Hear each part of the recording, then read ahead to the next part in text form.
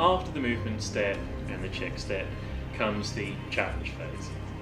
The challenge phase is when the challenge deck will activate and start having whatever terrible things have killed off the original crew happen to you. So the first part of the challenge step is that we would reduce any mission counts that are running. This is just the first turn of the game, so there aren't any yet.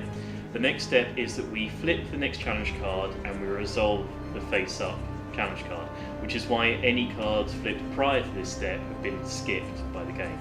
So flip the next challenge card, and I've got, alright, that's a good one to start off early with. Shutdown. Try to flip a randomly determined non-pod, non-array location face down. Activate mission 5. The flavor text of this card is, all hands cease using non-essential ship systems. Somehow they're causing AI to shut off whole sections at random. At least it looks like random. So, random selection in SSO is achieved by the flipping of a coin.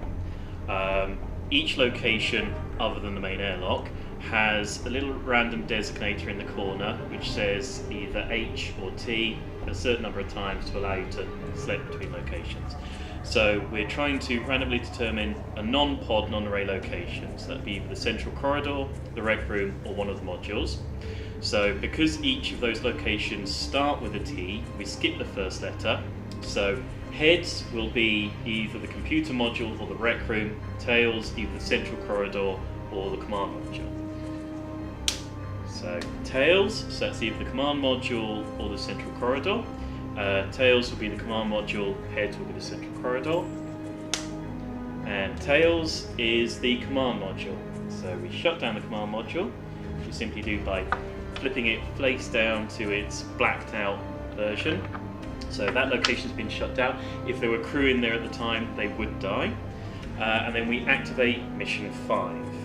So because it seems like the ship is shutting down locations around us, we suspect the ship's motives. So the mission activated is AI shutdown. We decide to possibly stop using the ship's systems for a little while to try and shut down its programs and deal with whatever things gone wrong with the ship. So that's the activation of a challenge card for SSO. Once we've resolved a challenge card, if it's activated mission, as it has in this case, we then vote for whether or not to engage with the mission, take the risks of failing it versus the rewards of being successful.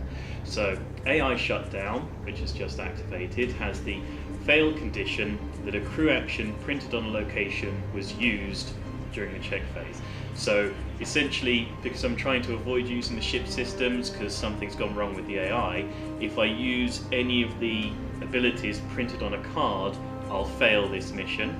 It succeeds when the mission guide reaches 0. So in this case, the mission guide is 3. The mission guide goes down once each step, so it means that I have to avoid using any of those ship's locations for 3 turns.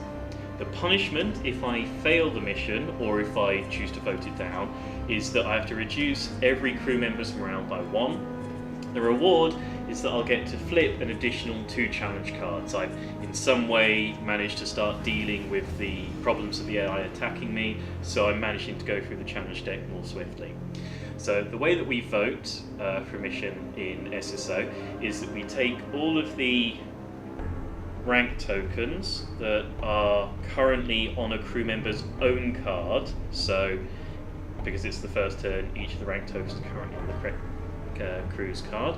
And then we place all crew that are voting yes for the mission in the right hand, all crew that are voting no for the mission in the left hand. Then all players would reveal their tokens at the same time.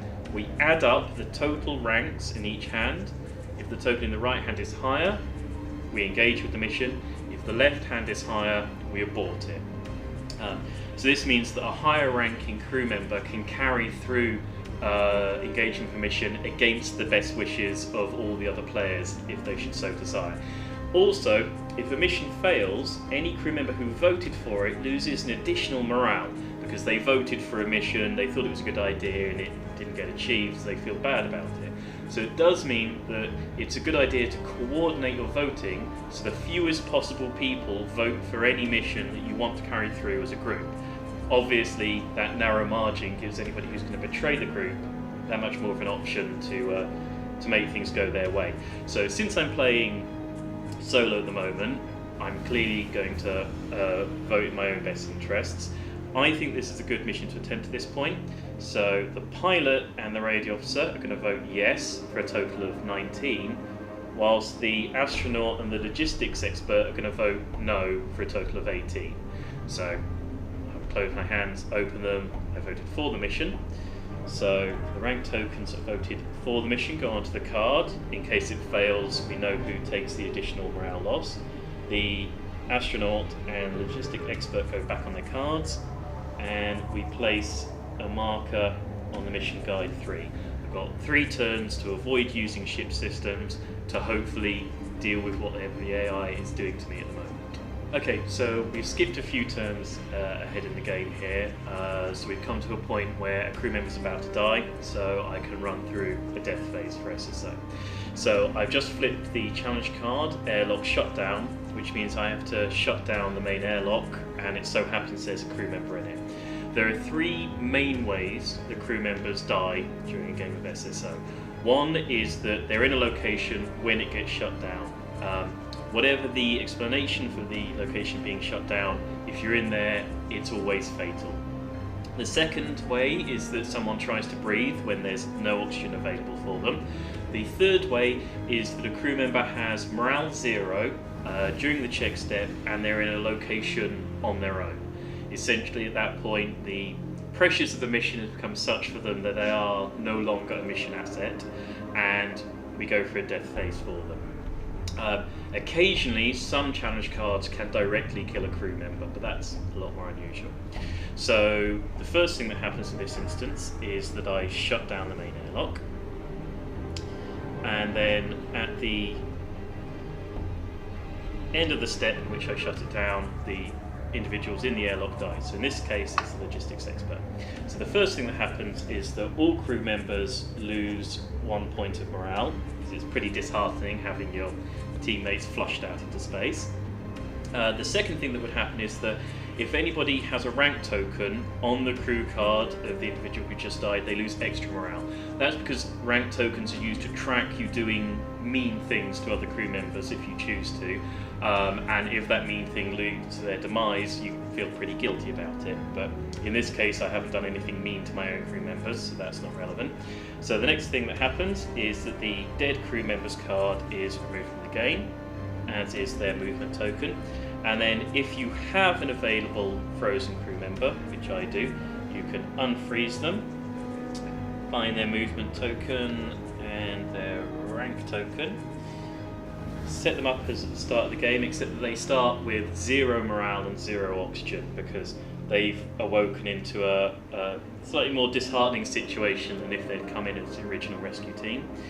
And then you get to place them in the location of your choice. So because they start on 0 morale, I'd like to be able to place them in a location with another crew member, but unfortunately all of my crew are in locations that are full. So I'm just going to pop my botanist into the rec room and hope that maybe the astronaut can come join him in the next movement phase and cheer him up so that nothing bad happens to him.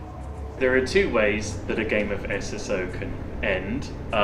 Either everyone loses because all of your crew have been killed off by the game, or you manage to exhaust the challenge deck representing you having survived through whatever problem has arisen. So we skipped forward quite a bit further on the game I've been playing through. So you can see the whole central section of the ship has been shut down by the AI. My last 2 remaining crew members have huddled up into the radio pod. But what it does mean is that the shutdown higher AI functions mission has been activated. That represents the crew realizing that it definitely is the ship's AI that's trying to kill them off and needing to pull the computer modules and command module offline to shut the computer down. And because a lot of the ship got shut down on earlier steps, I now get to complete that mission.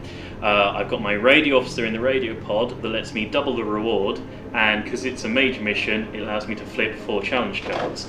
So it flips 1, 2, 3, 4 challenge cards for having complete the mission, and then an additional 1, 2, 3, 4 for having the radio officer and the radio pod. So I would now go through one more turn, and at the start of the challenge phase I would check to see if there's any cards available to flip.